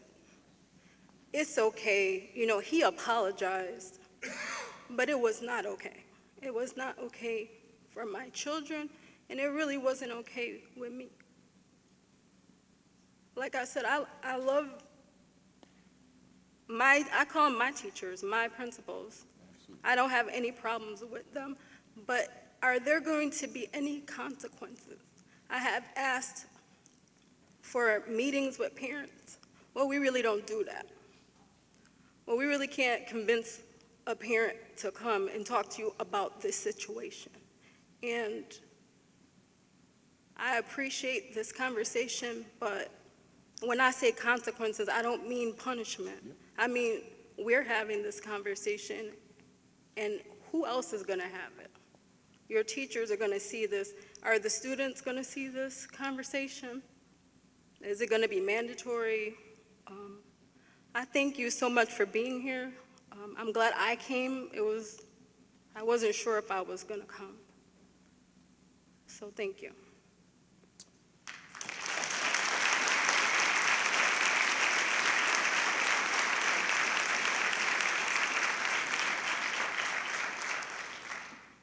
I'm humbled that you would come, so thank you very much, and I share in the pain that you express, so thank you for being brave to share that with all of us as well. I want to be clear that I speak for myself. I may not be invited back, but I'm speaking for myself. I don't speak for any other school district. I don't even speak for my school district, right? I'm speaking as an individual and as someone who researches this and studies this. I love Bettina Love's book, We Want to Do More Than Survive, trying to encourage us to be co-conspirators and not necessarily just allies. And let me give an example. Some folks have heard me say this story before. Let me give you an example of what that means for me.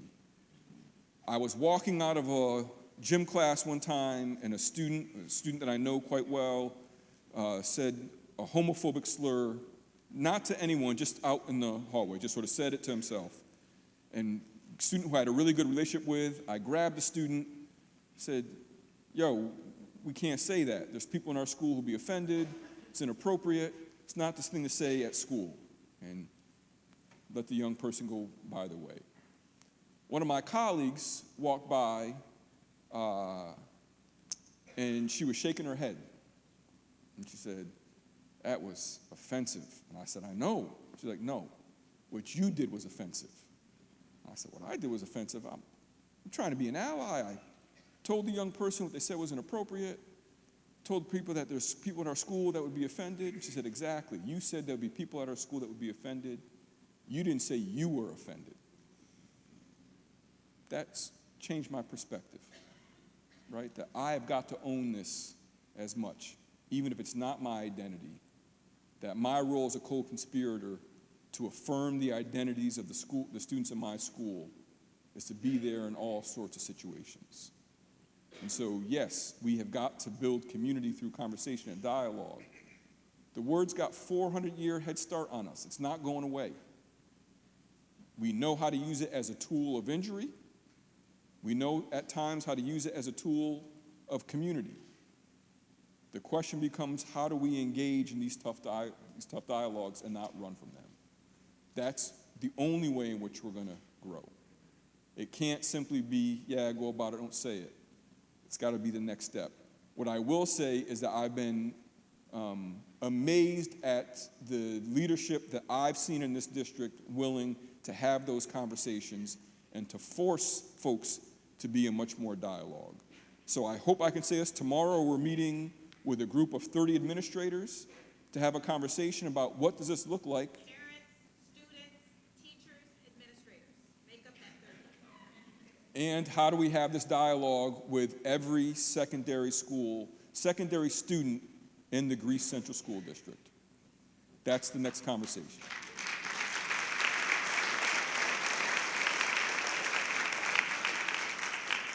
And I believe as mandatory as you all can make it, right? Hi, I'm here with my friend Carmen, and we kind of had a similar question that we've been wondering for a while. Mostly when it comes to the N-word, we were wondering about, I guess, the intersectionality of different communities.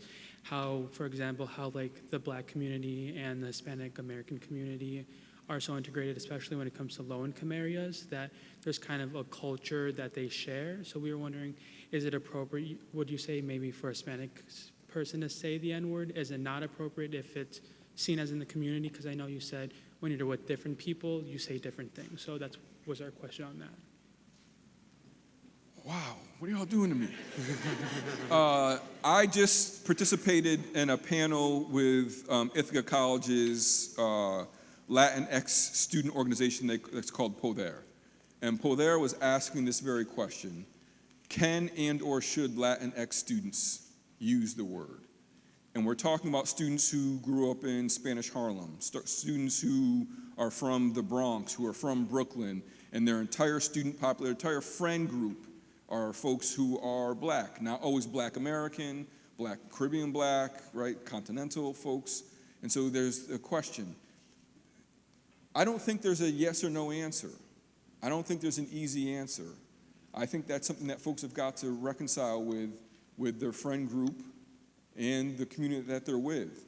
The vast majority, what I'm aware of is that for Black Americans, there's what we call ascending miscegenation.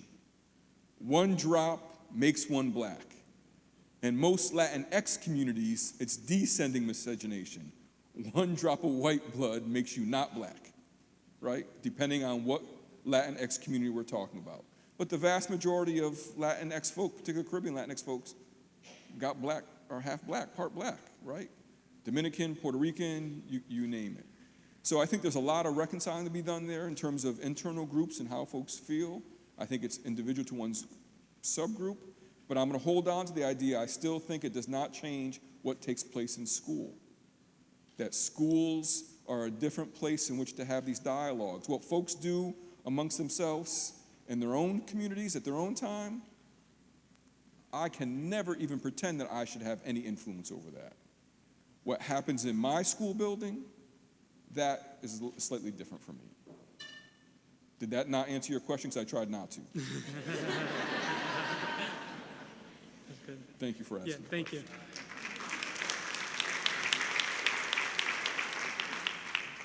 Hi, I'm Nanette Massey. I schlepped over here from Buffalo for this because I saw I saw the notice of it, and I thought, I want to go watch this train wreck with my own eyes.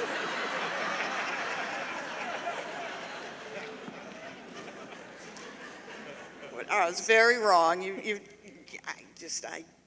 I couldn't have even imagined the job that you've done today. Two things. One, I thought of an example, a humorous example. My last boyfriend was white, and my sister had a mouth on her, and she used to call me heifer all the time. And for those of you that don't know, heifer is a fat cow. But she meant it. That was her word for sister, okay? So one day I went out to dinner with my white boyfriend and his parents, and he thought it would be funny to call me heifer. Oh, look, yeah, this face right here is the one I gave him. And I had to pull him aside and say, no, no. The brother that got up and was talking about what is the affirmative value, positive value of the word nigger. And I can hardly believe this is about to come out my mouth because I just thought of it when he said that. But I am from the school of thought that there's just never a time to use that word. I get it, some people use it, but I don't use it. I don't want people using it around me. When it comes on the radio, I turn it off. I just don't care for it. But when we think about rappers and artists and so on reclaiming that word, I think, at least what I hear, I think what they're saying is everything that has been put upon the population of people that we call nigger, you know, all the beatings and all the genocide and all the everything else, even with all of that, we are still here. And I think that when one guy's calling another guy a nigger, he's saying, yo, blood, they tried and you still here. Or yo, blood, they tried and we are still here. And it's an acknowledgement of that. And then in that way, then white people don't have any reason to use that word. There's just no way for them to be involved in that word. But when he asked what is the affirmative value of that word, that's what I thought of. I still won't use it. I don't want to use it around me. Like you, it'll sneak out every once in a while, but yeah, so that's my 2 cents on that.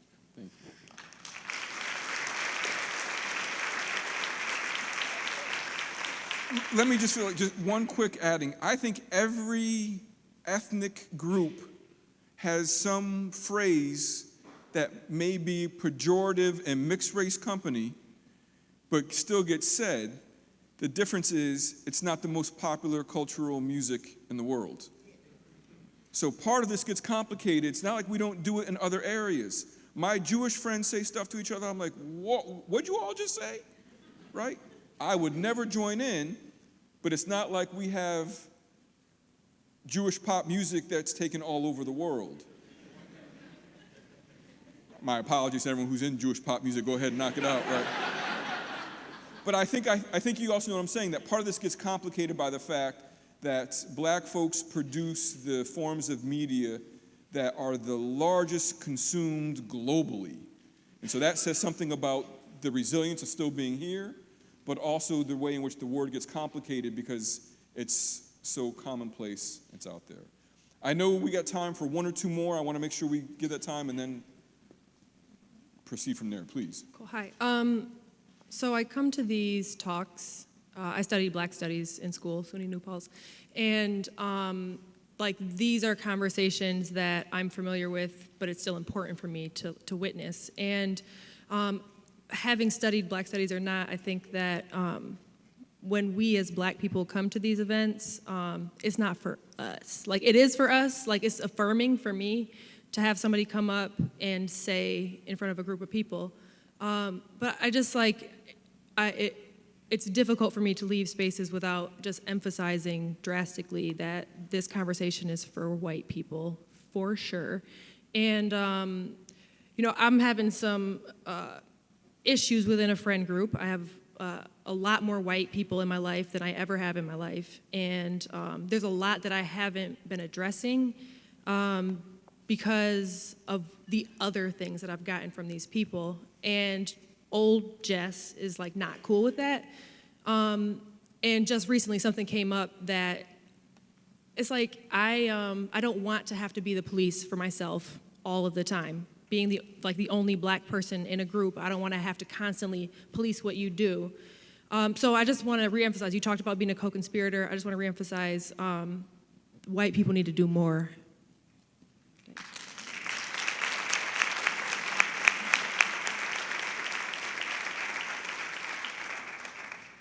I completely agree with that. What I tell folk is that I choose to put myself in this situation, but you should never expect it of any other person of color, right?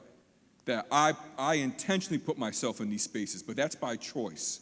That should not be an expectation. So in terms of the amount of labor, it's absolutely disproportionate of who should be engaged in this. And the same thing happens to me around notions of homophobia, right? Or my heterosexism, right? Of my so-called middle-class current existence, right? That I'm aware that when I perpetrate forms of oppression, it's on me. When I'm the experience of forms of oppression, other folks got to do that job. I can't solve it. So I appreciate that as well. I see we got some other folks. Let me see how far we can get. You want to go ahead? Okay. Hi, I'm Jasmine. I'm a Grace graduate, and I currently work with a population of at-risk youth. And I would say about maybe a year ago, and they go to Greece schools. They were using the N-word, but with the ER, and it wasn't in the term of endearment. And I sat down and talked to them, and it was kind of weird because I'm not that much older than them, but I said, I try to explain where the word comes from. And these kids had no idea. Now, with that being said, I feel that our school districts fail us. I did not learn the depth of African American history or even Native American history until I entered college. I did not know nothing. I did not know the horrific things that Christopher Columbus did that we celebrate every year until I hit college. I think that our schools need to stop sugarcoating America and making it like it's this beautiful thing. It needs to stop. They need to, and then in regards to Blacks and African Americans, we are so much more than Harriet Tubman and Frederick Douglass. Our history, a part of our history is slavery. It does not define us. Let's talk in class about African culture. Let's talk about the good things. Let's talk about what Black people have invented. Because at the end of the day, America wouldn't be here without African Americans. So I think our district needs to do better. My quick response is not just your school district, it's New York State standards. We are going through a revamp as we speak, and I think it's time to keep pushing. And I think there's a number of various racial groups who make the exact same argument, right? We're not talking about folks from the Asian continent to the Chinese Exclusion Act. Are you kidding me? Right? We're not talking about Black folk until we get to enslavement, right? We can do a whole host of things better with our curriculum, and I think the idea is having much more honest conversations, which means as educators, we have to be far more ready to engage in difficult dialogues. Hi, my name is Pat. I work in a high school here in Rochester. I want to make this quick. I come from a family of 10. I'm the 8th of 10 kids born in Alabama. Grew up with the Jim Crow laws, been called the N-word numerous times. couldn't go into the front of the store, had to go through the window in the back. I tell the students this story a lot, and I tell them why, when I hear the N-word, I cringe. The majority of them have, once they hear my story, you can tell it's made a difference with them because they don't really know someone who's actually experienced it. And recently, a coworker told me that they were told to kind of like turn your head when you hear the N-word with the A. And I kind of like, I was kind of infuriated by that because I like what you said, and that's what I'm going to use in my conversation, the fact that as an educator, it's not appropriate to say. And I think that's the way it should be in general in the schools. It should be not appropriate. Whether it's the A, well, of course with the A, that's how you hear it. And I still hear it, and I will still call them out on it and try to explain to them why that's not a good word to say. And one other thing I want to tell you, on my birth certificate, and I showed them to my birth certificate says colored. And they don't think I'm from that long ago, that I dealt with all that. And I said, yeah. So I bring it all reality to them, and they kind of like, think about it a little differently. So, thank you. Yeah.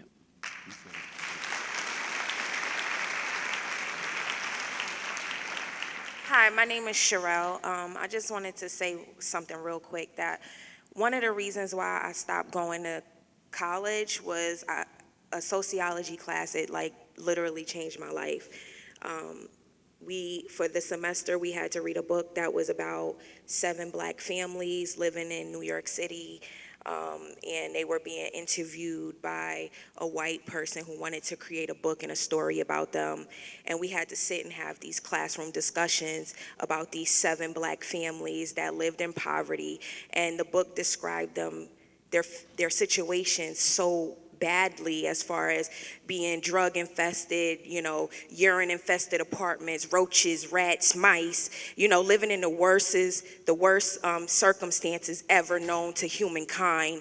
And you have a classroom predominantly white, and we're sitting here having this discussion with 3 or 4 Black students in this classroom. Now me, I'm originally from New York City, and my grandmother lived in the Bronx in a building, and you could lick her hardwood floors. That's how clean it was. Okay, so just to be in that type of setting and have to defend your whole culture against a classroom of white people that are sitting there like, how can people live like that? And why would they stay in them circumstances? And this, that, and the third. And it bothers you. It bothers you as a Black person to deal with that. And why out of all books do we got to read this book? And this has to be the discussion. Why do I have to feel uncomfortable? So I just say that to say, even like coming up from elementary school, anything I ever read in any history books or anything in elementary school was just about slavery and Martin Luther King, and that was it. You know what I'm saying? There's nothing before Christopher Columbus came to America, and it bothers us. It bothers us, and it's over. It's over. The cat is out the and the third eye is open. It's over. So it's like at this time, even at work, I work in corporate America. I have to deal with, oh, your hair, you change your hair so much. Oh my God, it's curly today, it's straight, it's long, it's black, it's blue, it's purple. Let me be. I'm not a petting zoo. You cannot touch my hair. You can't. You know what I mean? And they act so oblivious to this, but you know what you're doing. You're completely aware of how uncomfortable you make us. And then when we act out, or we respond, or we say something, now we out of character and we're acting unpolitical or impolitically correct. And it's not fair. It's not fair. Come take one of my classes. Last 2 right here.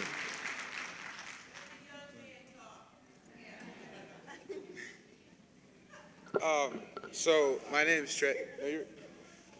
So I go to like a predominantly white school, and I'm half Black, half white. My mom's white, my dad's Black.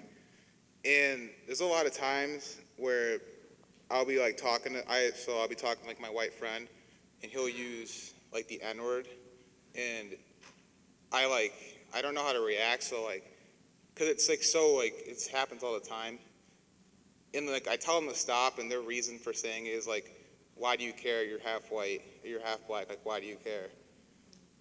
And like, I just like don't know how to respond to that. Like they act like I shouldn't care because my mom's white and half my family's white, but like I just want to know like what your response is. Like, how should I react to that? Like, I don't.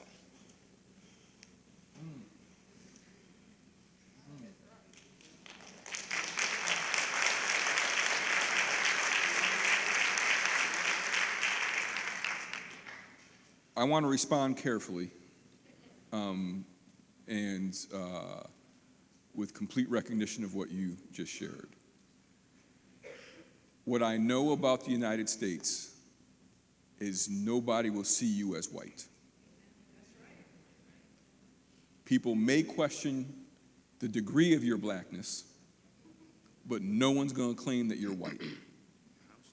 Homer Plessy, Plessy versus Ferguson, one of the main laws that codified racism in the United States was 1/8 black, what we used to offensively refer to as an octoroon. And that helps define U.S. racial law for a century. You have to decide how you respond. Are you justified in telling people to stop? Excuse my language. Hell yes. Right? You don't have to let anyone call you anything outside your name that you don't want. So from my perspective, as someone who also has a white mother and a black father, I was very much aware being raised that I had the agency to try to tell people what I wanted to be called. Does not mean that that was effective, does not mean that people stopped, but by all means, that's something that you can demand of your friends. And I say this lovingly. I don't know you, young man, right? But I'm saying this lovingly. And if they don't stop, maybe you need some new friends.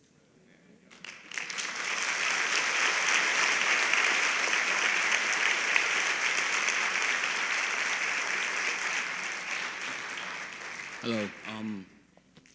Correct me if I'm wrong. I may be misunderstood. I may have missed something, but so I originally came here because I seen the original sign that was posted outside, the N-word, with this greeting. When I perceived myself coming here, I thought this was going to be more like a debate of, first off, a black perception of the N-word, a white perception of the N-word, and then come together on how, if it's going to be used or if it's not going to be used, how it's going to be taken out of schools.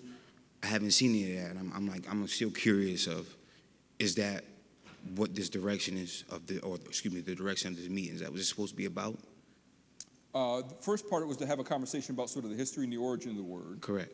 There is a meeting taking place afterwards in the cafeteria to further this conversation. To get to the depth and the nuance you're talking about,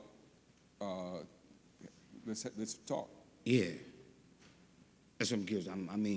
I'm down to stay. I have a bunch of questions, or I definitely feel like I have a bunch of questions that can be answered. I think the big question is, what do we plan on doing with this word and its usage in terms of our schools? Because first off, this is America. We promote all of its rights, and we have right of freedom of speech. So who are we to tell anybody of any color, any race, what they can and cannot say?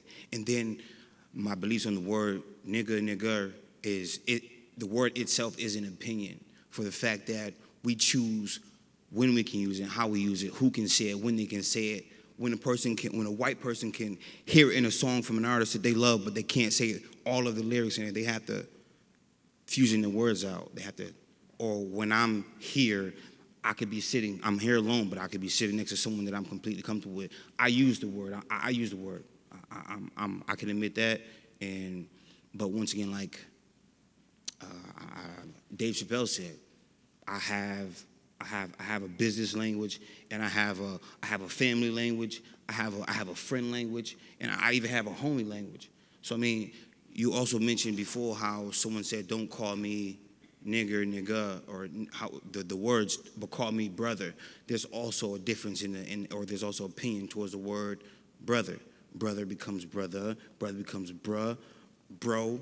and it can be used by different people, and you would have an opinion towards a different type of people depending on your comfort level towards the people who say the word.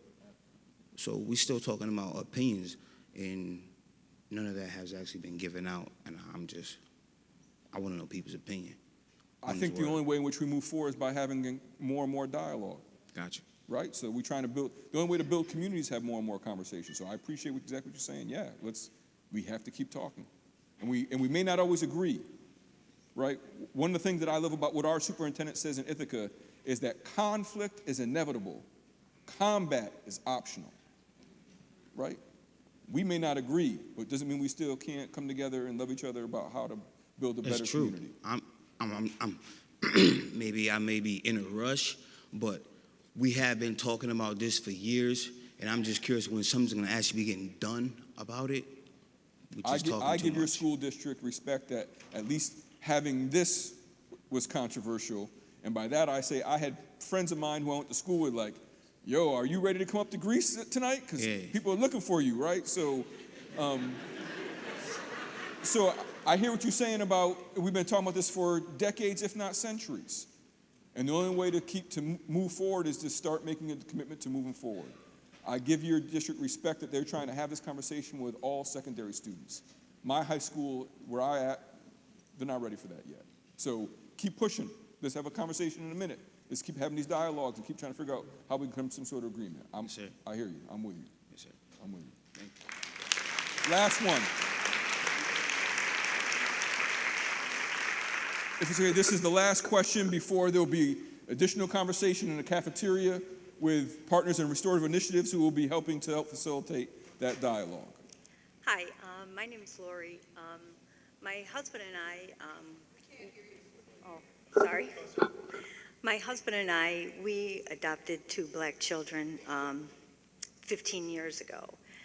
And we didn't really see the color, but it was controversy on both sides. We had a lot of people on the black side that would come up and tell us how to take care of their hair. We had white kids come up to our children and ask them where their parents were because they didn't equate them to us. And they also in school had been told that they were white kids because they're being brought up by white parents. And on the other side, they were told they couldn't be included because they were black. So we're supposed to see each other, we're all supposed to see each other as equal, but I don't know if it'll ever be that way because we're equal in a lot of ways, but when it comes to color and race, I don't know if that'll be equal to everybody. Because people are still learning about people. We still have to learn about different races. I was one of the ones who were very ignorant on black hair. It took me a while, because it is a lot different than our white culture. And I had a lot of help and guidance in learning how to do that. But I want my kids just to grow up in a fair environment, just as happy kids, not, just happy people. That's all we want. Thank you for sharing. I'm going to close by trying to respond in 3 different ways. Bear with me. I'm probably forget 1.5 of them on the way there. One, we should never say we don't see color. We should never say that. It's offensive because when you say you don't see color, then you don't see me. I have never heard someone say, oh, I don't see gender, or I don't see height, or I don't see whatever else is. And so I don't know why we feel the need to try to say we don't see color as if somehow that protects us from something. The world is racialized. Let's acknowledge it for what it is. It's a racialized world. 2, I say this again, I don't know you respectfully. I think the people who are coming up trying to help you with black hair, I think they're just trying to help you. I mean, there is some difference that's in the way in which folks sort of respond and how folks get talked about when they're at school as well. One of the biggest lessons I have is I realize that the world is racist. I realize that I've experienced more than my fair share of racism, including physical altercations by being called the N-word. At the same point in time, I am not willing to let go of my agency to fight for what I think the world that I need to be in. I'm not going to give that up. I'll acknowledge racism, but I ain't giving up to racism. When I was about 8 or 9, my dad and I were walking on a golf course. We were looking for golf balls, right? Long story, right? So we were looking for golf balls, and someone said, look at those 2 niggas coming out of the woods. And at that age, I knew exactly what was taking place. My heart sank. I wasn't sure what to expect. And my father took his golf club and just kept walking. I was like, Dad. He's like, yeah. I said, did you hear that? He said, he wasn't talking to me. That was one of the deepest lessons that as a parent he can give to his child. That words have power and meaning, but I have some control whether I give those words power and meaning as well. So I appreciate you all having me here. Thank you all very much.